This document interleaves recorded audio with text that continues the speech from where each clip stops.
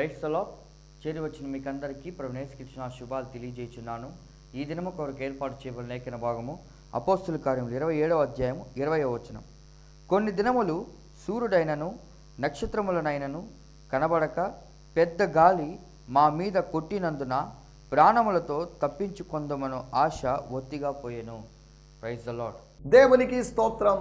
హల్లెలూయా, హల్లెలూయా, హల్లెలూయా, స్తోత్రం. క్రీస్తునందున్న ప్రియ సహోదరి సహోదరులారా, ఆత్మీయ బంధువులారా, మీ అందరికీ నా హృదయపూర్వకమైనటువంటి వందనాలు. శాంతి టీవీలో ప్రసారం అవుతున్నటువంటి ఆయన హెచ్చవలసి ఉన్నది అనేటువంటి కార్యక్రమం ద్వారా మరొక పర్యాయం మిమ్మల్ని కలుసుకోవడానికి, మీతో పరిచయం పెంచుకోవడానికి, ఆత్మ సంబంధమైన స్నేహంలో ముందుకు సాగడానికి ప్రభు ఇచ్చినటువంటి అవకాశాన్ని బట్టి, ధన్యతను బట్టి నేను ప్రభువును స్తుతిస్తున్నాను. స్తోత్రం. మీరందరూ క్షేమంగా ఉన్నారని నేను భావిస్తున్నాను. మీరందరూ క్షేమంగా ఉండాలి. భక్తుల యొక్క క్షేమాన్ని చూసి భగవంతుడు సంతోషపడతాడు. భక్తుని యొక్క క్షేమాన్ని చూసి అపవాది, భగ్నం చేసేటువంటి శత్రువు అయిన సాతానుడు అసూయపడతాడు. వీడు ఇల్లు కట్టుకోవాలా, వీడు ఇలాగా ఉండాలా, వీడు ఆరోగ్యంగా ఉండాల్సిందేనా, ఏంటిదంతా అని అపవాది వ్యతిరేకిస్తాడు. The Lord shall delight in the prosperity of his servants అని కీర్తన గ్రంథంలో రాయబడింది. తన భక్తుల యొక్క లేదా తన సేవకుల యొక్క క్షేమమును చూసి సంతోషించే దేవుడు. దేవుని స్తోత్రం. మనందరం క్షేమంగా ఉండాలి. ఎప్పటివరకు నడిపించిన దేవుడు ఇక ముందు కూడా నడిపించాలి. ఈ సంవత్సరం మన ముందు ఉంది. ఈ సంవత్సరం కాదు, ఎన్ని సంవత్సరాలు, ఎన్ని నెలలు, ఎన్ని మాసాలు ఉంటాయో మన ముందు తెలియదు మనకు. కానీ బతికినంత కాలము దేవుని కృపను ఆశ్రయిస్తూ దేవుని మీద దేవునితో ఉన్నటువంటి ఆ కనెక్షన్ పోకుండా, ఆ లింక్ సెపరేట్ కాకుండా, కట్టు కాకుండా, ఆ బంధం కట్టు కాకుండా, అటాచ్మెంట్ తొలగిపోకుండా మనం ముందుకు సాగాలి. దేవుని స్తోత్రం. హల్లెలూయా. సమయంలో రండి, నిన్న మనం కొన్ని విషయాలు ఆలోచించాం. దేవుని వాక్యం నుంచి ఆలోచిస్తున్నాం. అపోస్తలుల కార్యములు 27వ అధ్యాయంలోంచి ప్రభు కృపను బట్టి ఇప్పటి వరకు సుమారు ఒక 19 సందేశాలు ఇందులోంచి ఇవ్వడానికి ప్రభు సాయం చేశాడు. మరి ఒక 4-5 సందేశాలతో మనం నెక్స్ట్ చాప్టర్లోకి వెళ్తాం. అపోస్తలుల కార్యములు అనేటువంటి పుస్తకంలో అది సువార్త కాదు, అది లూకా సువార్త యొక్క సెకండ్ పార్ట్ కాదు, కానీ లూకా రాశాడు. అది మత్తయో, మార్కో, యోహాను సువార్తల యొక్క కంటిన్యూషన్ కాదు. యోహాను సువార్త పక్కన ఉందని యోహాను సువార్తకి అపోస్తలుల కార్యంకి సంబంధం ఉందని కాదు అర్థం. సంబంధం ఉందా లేదా అని మనం కొద్దిగా ఆలోచిస్తే ఉంది. ఒక విధంగా సంబంధం. యేసు ప్రభు ఆయన యొక్క శిష్యుల గురించి యోహాను సువార్తలో రాసింది. యేసు ప్రభు ద్వారా యేసు ప్రభు యొక్క శిష్యులు ఏం చేశారు అనేది అపోస్తలుల కార్యంలో రాయబడింది. ఒకదానికోటి లింక్స్ కూడా ఉన్నాయి. కొత్త నిబంధనలో 5వ పుస్తకమైనటువంటి, అనగా 44వ కొత్త నిబంధనలో లేదా పాత నిబంధనలో, బైబిల్ మొత్తంలో 44వ పుస్తకమైనటువంటి అపోస్తలుల కార్యములు చర్చ్ హిస్టరీ యొక్క రికార్డ్ అని. చర్చ్ హిస్టరీలో ఏం జరిగింది అంటే, కొరింథీ సంఘంలో, అపోలో లేకపోతే ఎఫెసీ సంఘంలో, పలాని సంఘంలో పలాని కార్యక్రమాలు జరిగాయి అన్నీ కాకుండా జనరల్గా ఏం జరిగాయి, కొంతమంది సేవకుల ద్వారా ఏం జరిగిందనే స్టోరీ అపోస్తలుల కార్యములో రాయబడిందని మనం చూసుకున్నాం. దాంట్లో భాగంగా రోమాకు వెళ్తున్నారు. రోమాకు వెళ్ళడం గొప్ప సంగతి ఏం కాదు. రోమాకు వెళ్ళిన వాళ్ళు ఉన్నారు. రోమాకు వెళ్ళిన వారందరి గురించి రాసే అవకాశం లేదు. పౌలుకు అప్పగించబడిన వారు కలిసి రోమాకు వెళ్తున్నారు. ఈ రోమాకి వెళ్లకుండా ప్రకృతి కూడా ప్రతికూలంగా మారినప్పుడు ప్రభువు వారికి సహకారిగా మారి గమ్యస్థానాన్ని చేర్చడం అనే విషయాన్ని మనం, కొన్నిసార్లు ప్రకృతి మనకు అనుకూలించదు, వాతావరణం మనకు అనుకూలించదు. బయలుదేరేటప్పుడు వర్షమే లేదు, సడన్గా వర్షం పడవచ్చు, లేకపోతే దానివల్ల ఆ జర్నీ ఆపాల్సిన పరిస్థితి. మన జీవితంలో కూడా మనం గమ్యం చేరకూడదు అనేది అపవాది యొక్క మనసులో ఉన్నటువంటి గాఢమైనటువంటి ఒక వాంఛ. వీడు చేరకూడదు, వీడు గమ్యం చేరకూడదు. గమ్యం చేరాలి అని దేవుడు, గమ్యం చేరకూడదని అపవాది. సరే, నిన్న మనం ఆలోచించిన విషయాలు, ఇతరుల పట్ల మనకు ఒక బాధ్యత ఉంది. ప్రతివాడు తన సొంత కార్యములను చూస్తున్నాడు, ఇతరుల కార్యం చూడటం లేదు. ఇతరుల కార్యం చూడాలి. ఇతరుల కార్యంలో జోక్యం చేసుకోమని కాదు దాని అర్థం. ఇతరులను ప్రేమిస్తున్నాం కాబట్టి బాధ్యత ఉంది, ప్రేమించకపోతే బాధ్యత లేదు. ఆ ప్రేమ అనేటువంటి ఫీలింగ్, ఆ ప్రేమ అనేటువంటి భావన, అనుభూతి మనకు ఏదో రెస్పాన్సిబిలిటీ. ఒక కొత్త రెస్పాన్సిబిలిటీని మన మీద పెడుతుంది. దేవుని స్తోత్రం, హల్లెలూయా. ఒకటి, హెచ్చరించాలి. యాకోబు పత్రిక 5వ అధ్యాయం చివరి వచనంలో, గలతీ పత్రిక 6వ అధ్యాయం 1వ వచనంలో, ఎవరైనా సహోదరుడు తప్పు మార్గంలో వెళ్తే ప్రేమగా, సాత్వికంగా, బ్రదర్, అమ్మా, సిస్టర్, పాప, బాబు, నువ్వు చేస్తుంది కరెక్ట్ కాదమ్మా, ఇలాగే వెళ్తే మీరు ఎక్కడో ఏదో డెడ్ ఎండ్కి వెళ్తారు, డెస్టినేషన్ కాదు, జాగ్రత్త అని హెచ్చరించాలి. గొప్పవాళ్ళు అనిపించుకోవడానికో లేకపోతే నాయకుడ స్థానములో పెద్దవాళ్ళు పెద్దరికము నీ చూపించుకోవడానికి కాదు ఈ హెచ్చరించాలి. దేవుని వాక్యంలో రాయబడింది అపోస్తుల కార్యములు 14వ అధ్యాయంలో. ఇంకను అనేకమైన మాటలు చెప్పి మనం అనేకమైన శ్రమలు అనుభవించి దేవుని రాజ్యంలో ప్రవేశించాలని వారిని హెచ్చరించారు. ఇంకను అనేకమైన మాటలు చెప్పి వారిని హెచ్చరించి, లేకపోతే మూర్ఖులగు ఈ తరము వారికి వేరే ఉండి రక్షణ పొందండి అని ఒక హెచ్చరికలు ఉన్నాయి. ప్రపంచంలో హెచ్చరికలు, వార్నింగ్స్ ఉన్నాయి. కాషన్, జాగ్రత్త ఇవ్వండి, ఈ జాగ్రత్త తీసుకోండి. తడి చేతులతో ఎలక్ట్రానిక్ వస్తువులు, అది ఎలక్ట్రికల్ వస్తువులు హ్యాండిల్ చేయడం అది చాలా ప్రమాదకరం అని ఇటువంటి అనేకమైన హెచ్చరికలు ఉంటాయి. ఒకటి, హెచ్చరించాల్సినటువంటి బాధ్యత మనకుంది. ఆ హెచ్చరికను అంగీకరించవచ్చు, అంగీకరించకపోవచ్చు, అది వేరే విషయం. రెండోది, దర్శనాన్ని తెలియజేయడం.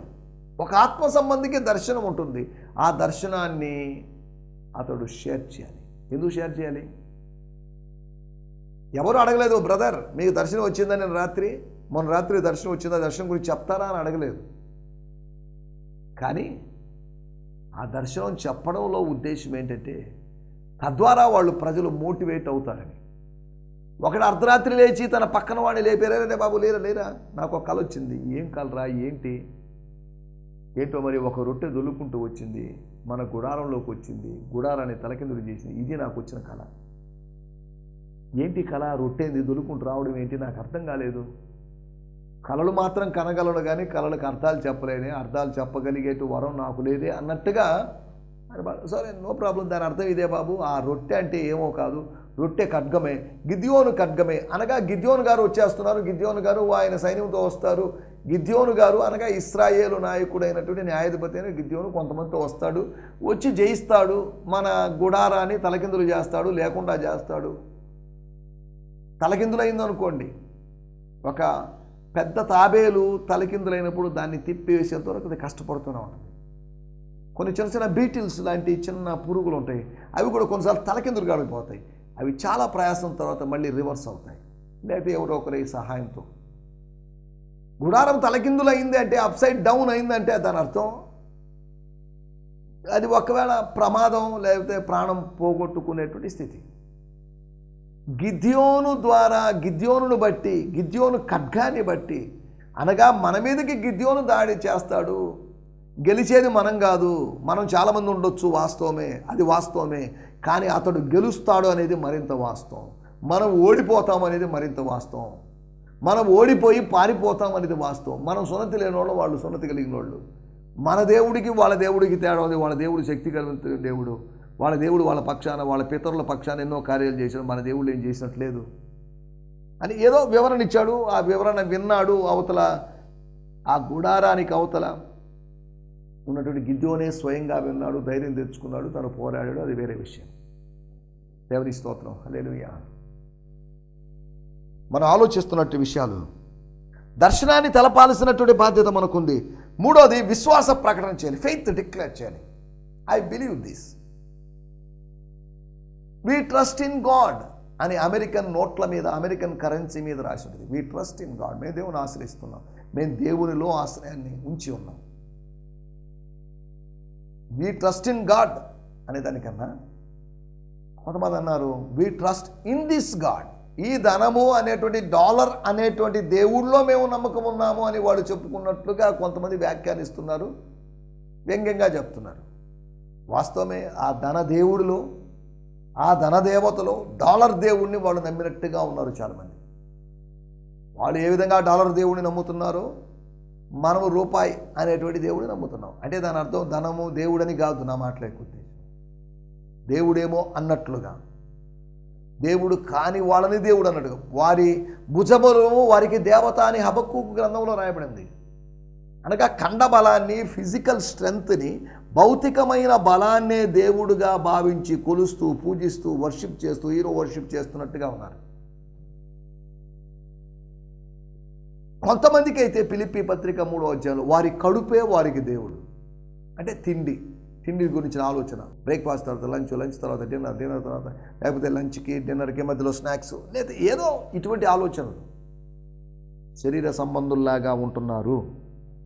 ఇటువంటి సందర్భంలో ఒక విశ్వాసాన్ని, ఒక అంధవిశ్వాసాన్ని కాదు, ప్రభు వలన కలిగిన విశ్వాసాన్ని, ప్రభు సన్నిధిలో ప్రార్థించడం వల్ల, ప్రభు సన్నిధిలో గడపడం వల్ల పొందిన విశ్వాసాన్ని, దర్శనం వల్ల కలిగిన విశ్వాసాన్ని, దేవుడు చూపించిన దాన్ని బట్టి కలిగిన విశ్వాసాన్ని మనం ప్రకటించాల్సిన అవసరం ఉంది. We should declare our faith in Jesus Christ. యేసుక్రీస్తులో మనకున్నటువంటి నమ్మకాన్ని గురించి, యేసుక్రీస్తు మీద మరింత ఎక్కువైన నమ్మకం, యేసుక్రీస్తు మీద ఉన్నటువంటి అల్ప విశ్వాసం నుంచి అధికమైనటువంటి విశ్వాసంలోకి రావడానికి గురించి ఒక ప్రకటన. 4వ విషయము కాచుకొని ఉండడం, వెయిట్ చేయడం, ప్రార్థించడం లేదా కాచుకొని ఉండడం. కాచుకొని ఉండడం గురించి 1 కొరింథీయులకు రాసిన పత్రిక 11వ అధ్యాయంలో మీరు ఇలా సమాజంగా కూడినప్పుడు, ఇలా కూడి వచ్చినప్పుడు, లేదా ప్రభురాత్రి భోజనాని కోసమై కూడి వచ్చినప్పుడు, లేదా కొరింథీ సంఘంలో మీరు కూడి వచ్చినప్పుడు, ఏదో ఒక ఇంట్లో మీరు కూడి వచ్చినప్పుడు, కూడుకొని రావాలి అనేటువంటి ఇతర సంఘాల్లోని ఆ కాన్సెప్ట్ని బట్టి మీరు కూడి వస్తున్నప్పుడు ఒకరి కోసం ఒకరు కనిపెట్టుకొని ఉండండి. అంటే వచ్చిన వాళ్ళందరూ వెనకలికి అటు ఇటు చూస్తూ, దిక్కులు చూస్తూ, ఆ బ్రదర్ వచ్చాడా, ఈ బ్రదర్ వచ్చాడా, ఆ సిస్టర్ వచ్చిందా, ఈ సిస్టర్ వచ్చిందా అని ఎదురు చూడమని కాదు. Wait for someone. Love makes you to wait. ప్రేమ మనల్ని ఎదురు చూసేట్లు చేస్తుంది. రాహేలు మీద ఉన్న ప్రేమ యాకోబుని 14 సంవత్సరాలు ఎదురు చూసేట్లు చేస్తుంది. క్రీస్తు మీద ఉన్నటువంటి సంఘానికి ఉన్నటువంటి ప్రేమ 2000 సంవత్సరాలుగా ఆయన కోసం ఎదురు చూసేట్లు చేసింది. దేవుని స్తోత్రం, హల్లెలూయా. నువ్వు ఆలోచిస్తున్న విషయాలు కాచుకొని ఉండడం, waiting. Prayed for the day light అని ఇంగ్లీష్లో రాయబడింది.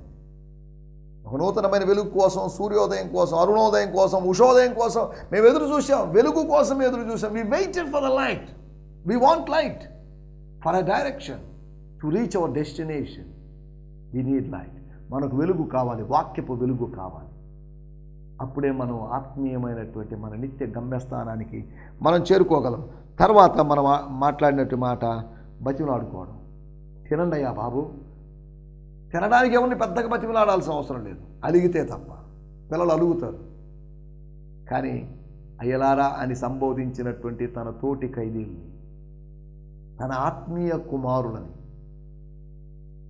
ప్రభు తనకు బంధకములలో అనుగ్రహించినటువంటి ఆ ఒనేసిము లాంటి, తన ప్రయాణములో తనకు అనుగ్రహించినటువంటి, తాను కన్నటువంటి ఆత్మీయ కుమారుడు మనతో తినండి బాబు.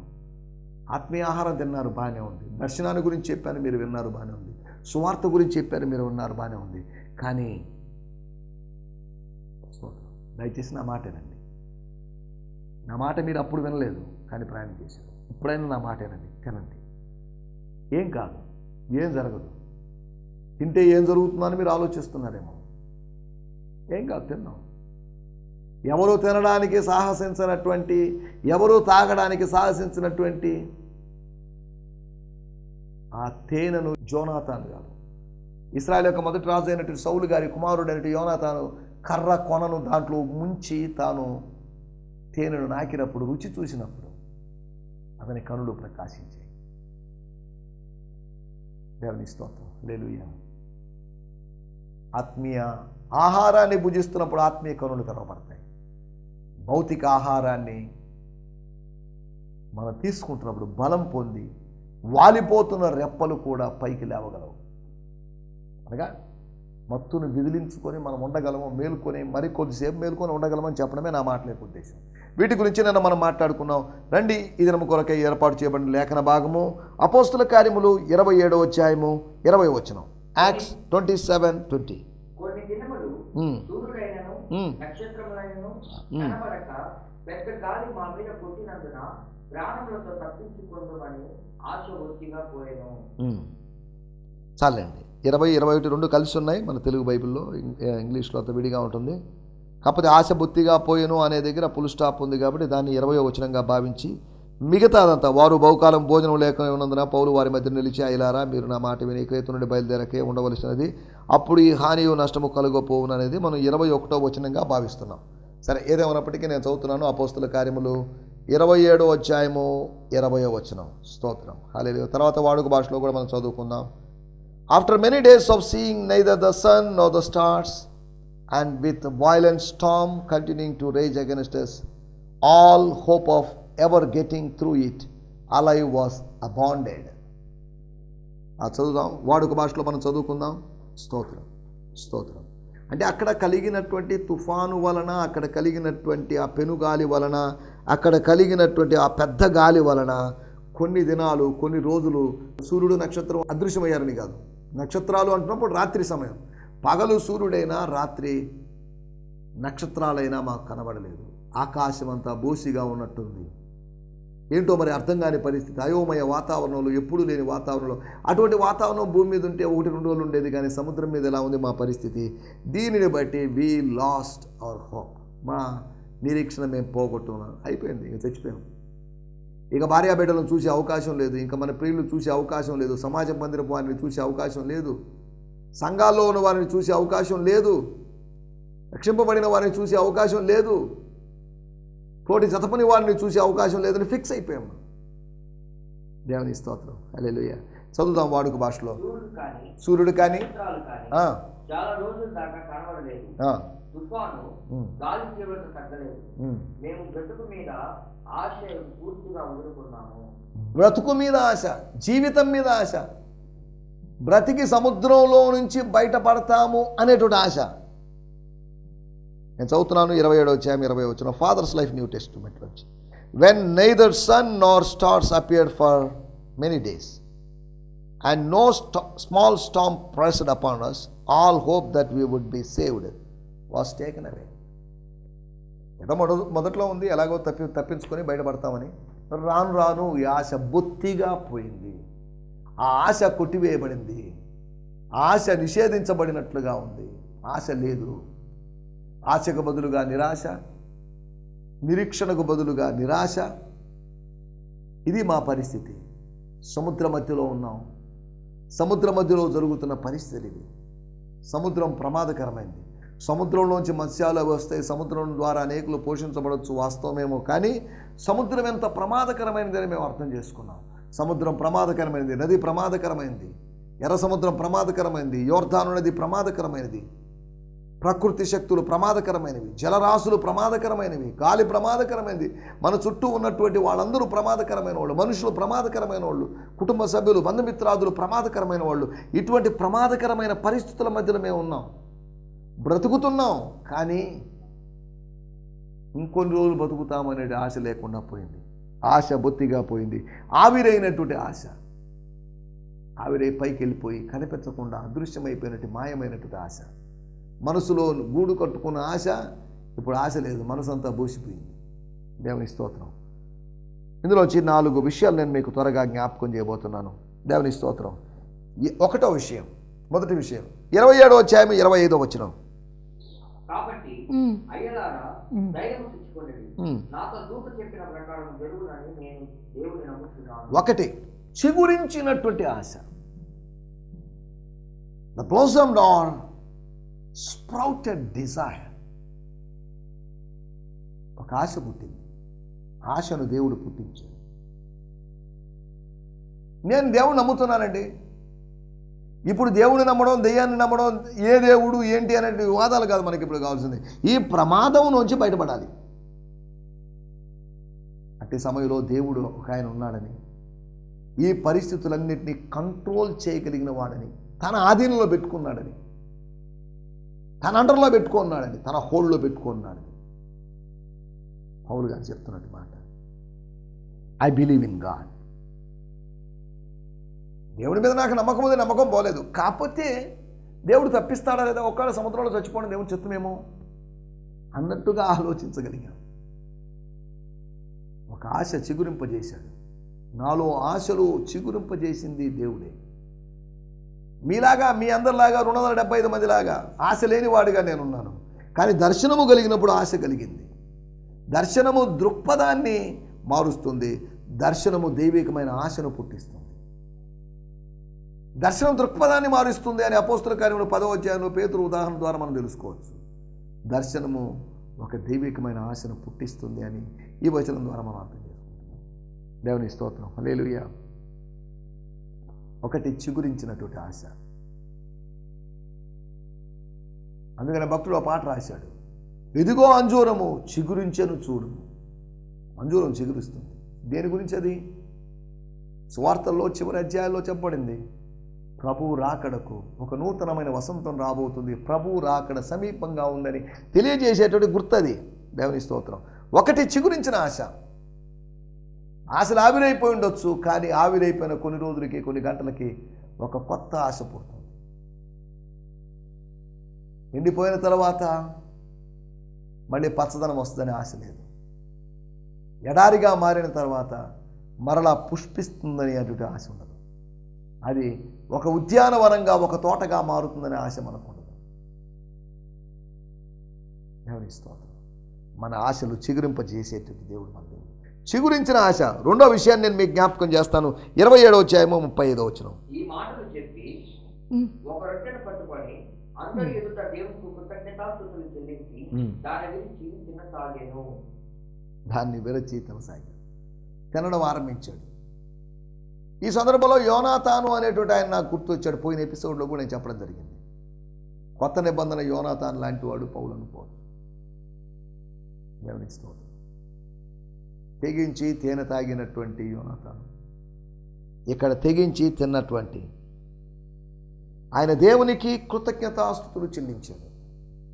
రొట్టె ఉంది, రొట్టె పారవేయబడలేదు, ఏమీ లేని పరిస్థితి కాదు. ఏదో చేపలు పట్టుకొని ఫ్రై చేసుకుని ఏదో చేయొచ్చు, తినొచ్చు, అది వేరే విషయం. ఇప్పుడు మాకు రొట్టె దొరికింది, రొట్టె ఉంది. ఆహారాన్ని పారవేశాం, కానీ రొట్టెను మాత్రం మా ఇది మీకు ప్రాణరక్షణకు సహాయమగును. మీరు తినడం, ఉపవాసం విరమించడం, ఉపవాస దీక్షను విరమించడం మీకు ప్రాణరక్షణకు కారణమవుతుంది. ఇప్పటికే ఇన్ని దినాలు ఉపవాసం ఉన్నారు, ఇంకొద్దు, ఉపవాసం ఉండొద్దు. ఉపవాసం ఉండాల్సినటువంటి అవసరత లేదు. ఇక ధైర్యంగా ఉండండి, తినండి, తిని బాగా బలపరచుకోండి మీ దేహాల్ని. జైల్లో ఉన్నప్పుడు ఏం తిన్నారో ఏంటో మరి. జైల్లో ఉన్నప్పుడు సరిగ్గా తినే అవకాశం లేదు, వారికి పెట్టేట్టు తిండి. కానీ మొదలే బలహీనమైన శుష్కించిపోయినట్టు మీ శరీరాలకు మరింత సొమ్మసిల్లిపోయేటువంటి స్థితి రాకూడదు. అది ఆయన యొక్క పాయింట్. రెండోది, దేవుడు పుట్టించిన ఆశ. దేవుడు పుట్టించాడు ఏదో ఆశ, మిణుకుమంటున్న ఆశ, ఏదో మిణుగురు పురుగుల యొక్క మెరుపులాగా. అది దేదీప్యమానమైన కాంతి కాదు, ఎక్కడో ఒక చిన్న చీకట్లో చిరుదీపం లాగా, చీకట్లో చిరుదీపం అన్నట్టుగా ఏదో విశాలమైనటువంటి ఎడారిలో ఒక ఓయాసిస్ లాగా. ఏమావి ఉంది అదే సమయంలో ఓయాసిస్ లాగా, ఒక నీటి ఓటలాగా. ఆ నీటి ఓట మొత్తం ఎడారి యొక్క స్వరూపాన్ని, స్వభావాన్ని మారుస్తుందని కాదు. ఆ ఎడారిని ఎడారిగా ఉంచినప్పటికీ ఎడారిలో ప్రయాణించే వారి దాహం తీర్చడానికి దేవుడు ఎడారిలో సెలయేరు లాంటి నీటి ఓటను ఓయాసిస్ని పెట్టాడు. దేవుని స్తోత్రం. హల్లెలూయా. దేవుడు పుట్టించినట్టు ఆశ. మనిషి నిరాశ పుట్టిస్తే, దురాత్మ నిరాశను పుట్టిస్తే, దేవుడు ఆశను పుట్టిస్తున్నాడు. చిగురించిన ఆశ, దేవుడు పుట్టించిన ఆశ. మూడోది 27వ అధ్యాయము 36వ వచనం.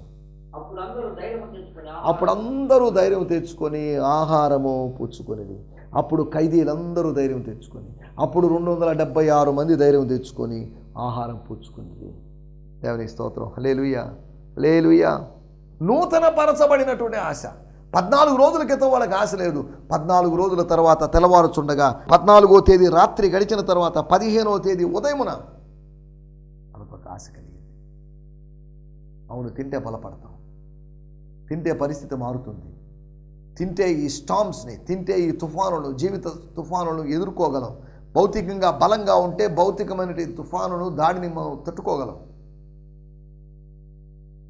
భౌతికమైన వైపరీత్యాన్ని మేము ఎదుర్కోగలం అని భావించారు. దేవుని స్తోత్రం, హల్లెలూయా. వారిలో నూతనపరచబడినటువంటి పెరిగినటువంటి ఒక ఆశ, రిన్యూడ్ హోప్, రిన్యూడ్ డిజైర్. దేవుని స్తోత్రం, హల్లెలూయా. ఈ ఆశలు చిగురిస్తున్నాయా? దైవికమైన ఆశలుగా ఉన్నాయా? నూతనపరచబడుతుందా? మేము ప్రతిదినము, మా బాహ్య పురుషుడు కృషించను, మేము ప్రతిదినము నూతనపరచబడుతున్నాం. Our inner man is being renewed. పక్షిరాజు యవనము నూతనపరచబడుతున్నట్లుగా నీ ఆత్మలో ఉన్నటువంటి, నీ ఆత్మే పక్షిరాజు అనుకుంటే ఆ పక్షిరాజు యొక్క యవనం, ఆ పక్షిరాజు యొక్క జీవితం నూతనపరచబడాలి. ఉపవాసం, ప్రార్థన ద్వారా రిన్యూ కావాలి. దేవుని స్తోత్రం, హల్లెలూయా. మూడో విషయం నూతనపరచబడినటువంటి ఆశ. నాలుగో విషయము 27వ అధ్యాయం 44వ వచనం. కడమ వారిలో కొందరు పలకల మీదను కొందరు ఓడ చెక్కుల మీదను పోవాలని ఆజ్ఞాపించెను. ఇలాగ అందరూ తప్పించుకొని వెళ్ళిపోయారు. ఏదో ఒకలాగున చెక్కల మీదను, ఓడ పలకల మీదను ఏదో ఒకసారి తప్పించుకున్నారు. Praise God for that rescue. తప్పించుకునే అవకాశం లేదు అనుకున్న వాళ్ళు తప్పించబడ్డారు. ఇది దేవుని కృప. This is God's grace, this is God's work. ఈ ఆర్థిక సమస్యల నుంచి బయటికి రాలేవు, లేదా ఈ అనారోగ్య సమస్యల నుంచి బయటికి రావు అని అనుకుంటున్నటువంటి పరిస్థితులు మనుషులు. కానీ దేవుడు అద్భుతంగా, ఇంకేముంది, యోబు చచ్చిపోతాడు. మరి ఎంత శారీరక అనారోగ్యం వచ్చినప్పుడు, ఒక వింత రోగం, ఎక్కడా లేని రోగం ఇతనికి అంటుకుందంటే ఇక చచ్చిపోతాడు. చివరి చూపుగా చూద్దామని వచ్చింటారు స్నేహితులు, కానీ అది చివరి చూపు కాలేదు. అతనికి ఇంకా చిరకాలం ఆయుష్ను దేవుడు అనుగ్రహించాడని సంగతి మనం అర్థం చేసుకోగలం. నాలుగోది నెరవేరినటువంటి ఆశ, ఫుల్ఫిల్డ్ డిజైర్. ఈ ఆశలు నెరవేరాలి. నెరవేరని ఆశ, నెరవేరినటువంటి ఆశ జీవవృక్షం, ఫలించిన ఆశ జీవవృక్షం. అవి నా మాటలను ఇక్కడ ముగిస్తున్నాను. ఆవిరైన ఆశలు లేకుండా అద్భుతమైన ఆశతో, ఆత్మీయమైన ఆశతో ముందుకు సాగడానికి ప్రభు మనందరికీ సహాయం చేయనుగాక. ఆమేన్, హల్లెలూయా, హల్లెలూయా. ఈ సందేశము మీకు ఆశీర్వాదకరంగా ఉందని నమ్ముచున్నాము. ప్రార్థనా అవసరతల కొరకు మమ్మల్ని సంప్రదించవలసిన మా చిరునామా గిద్యోన్ మిషన్ చర్చ్, 6వ వీధి, శాంతినగర్, నెల్లూరు 4, ఆంధ్రప్రదేశ్.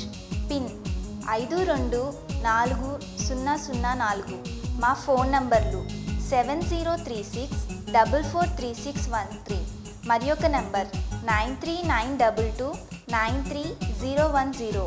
మా ఈమెయిల్ ఐడి gfihmi2015@gmail.com. దేవుడు మిమ్మును ఆశీర్వదించునుగాక. ఆమేన్.